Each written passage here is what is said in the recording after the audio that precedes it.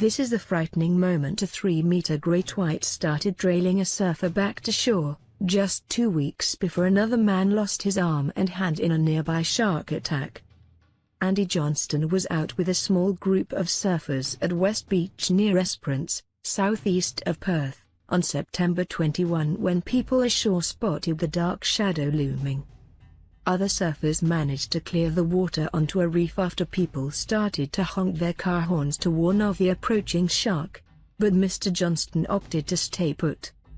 "I'd rather try to hold my ground against it and not freak out and make a commotion," he told the Esperance Express following his close encounter. "If you're going to get chomped, then you're going to get chomped. There's nothing you can do about it." The photos showing just how close Mr. Johnston came only emerged on Thursday, a month after his close encounter. Fritz de Bruyn, who was on holiday in Western Australia at the time, was standing at a nearby lookout and managed to capture the drama. "We were at a lookout and we saw a shadow in the water. It became evident it was shark and everyone started shouting. There was about a dozen surfers and paddle boarders in the water," Mr. de Bruyn told. He followed him to shore for a bit. He was only a body length behind him.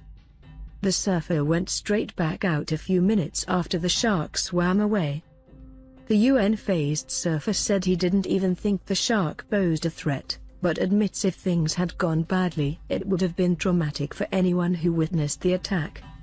"It seemed just curious and I didn't want to give it a reason to chase me, so I tried to behave casually and keep an eye on it," Andy Johnston said.